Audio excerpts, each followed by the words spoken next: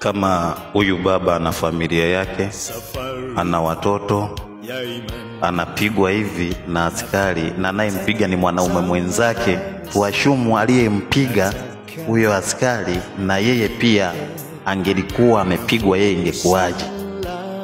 Mtu anatafuta uhuru wa kuabudu tu, kisa tatizo kukemea utekaji, mpaka mtu anafikia hali hii. Unafikiri tunaenda wapi? Kama mtu amekosea tu kukemea tu mambo ya utekaji imekuwa ni tatizo, si wangemkamata yeye, sio kuhangaikia raia kama hao? Damu inamwagika, damu ya mtu isiyokuwa na hatia. Tunaelekea wapi? Tunaelekea wapi kama ni hivi?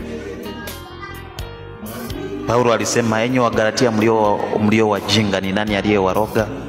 Sasa na wao wanaofanya hivi ni wajinga, nani aliyewaroga? Nao ni wajinga ndio. Kwa nini haifikia hatua mpige mwenzake kiasi hichi? Na huyu baba ana familia na ana watoto wanamtegemea, anachotaka ni kuabudu, na sehemu ya kuabudu ni sehemu ambayo inaleta utulivu, uhalifu unapungua, wezi wanapungua, alafu wewe ndo unanyamazisha kiasi hichi?